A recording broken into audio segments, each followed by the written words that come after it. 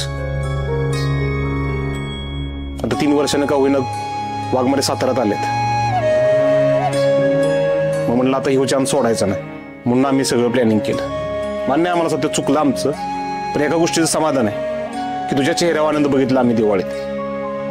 आणि ह्यो चेहऱ्यावरचा आनंद बघायला मी काय पण करायला तयार आहे। जेल काय, मी जन्मठेप पण भोगायला तयार आहे। पद्मा, पण माझ्या आनंदासाठी माझ्या मित्रांना जेलमध्ये गेलेलं नाही आवडणार मला।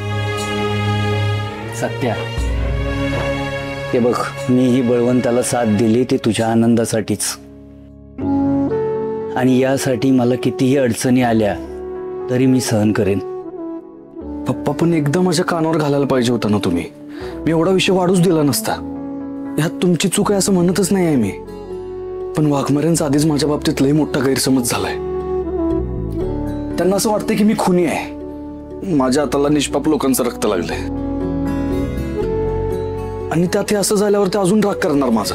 धिक्कार असो, धिक्कार असो, पोलिसांचा धिक्कार असो, धिक्कार असो, धिक्कार असो, पोलिसांचा धिक्कार असो। सत्या, हे बघ, मंजूचा गैरसमज दूर करायचा आपण प्रयत्न करू, पण तू आधी मायाचं तोंड बंद कर। अरे मंजू तिच्या जागी बरोबरच आहे। मायानं जर हा असा गोंधळ घातला नसता तर मंजू आम्हाला सोडणारच होती। हा पप्पा, मी मम्मीला समजवायचा लई प्रयत्न केला, पण ती ऐकतच नाही आहे,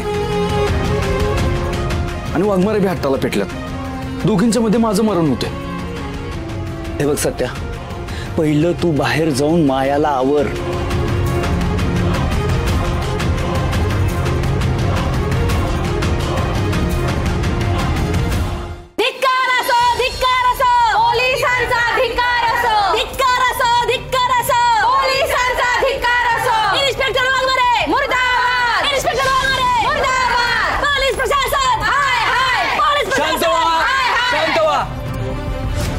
हे बघा, गोंधळ घालून काही साध्य होणार नाही।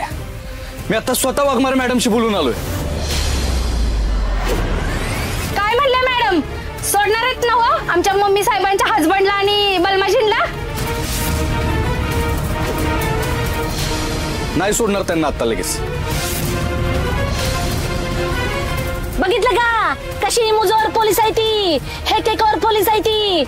ती मगाशी म्हणली ती का गुन्हा दाखल केला नाही, डायरेक्ट आता जेलात टाकलंय, आणि ती सोडणार नाही म्हणती। आपण पण ग बसायचं नाही, आपल्याला नाही मिळाला तर आपण कमिशनर ऑफिसला जायचं, पण आपण त्या दोघांना सोडल्याशिवाय हेतून हटायचं नाही। मम्मी, अगं चूक आपल्या बाजूने झाल्या ना, आणि त्या गुन्हा दाखल करणार नव्हत्या, पण तू असं गोंधळ घातलास ना म्हणून चिडल्या त्या। आणि तुम्ही कमिशनर ऑफिसला जरी गेला ना तरी तुमचं कुणी ऐकणार नाही, कारण असा गोंधळ घातला तर त्यांना बी रागच येईल।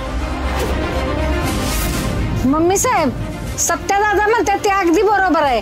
अहो, असा बायका गोंधळ घालायला लागल्यावर आपल्याला बी आत टाकतील, ती आपल्याला बी आत टाकतील। असं काय व्हायचं असेल तर चला बाबा, उगीच या मम्मी साहेबांच्या नादाला लागतोय आणि थोबड वाजून घ्यायचं असं व्हायला नको। चला चला चला। ए थांबा थांबा थांबा,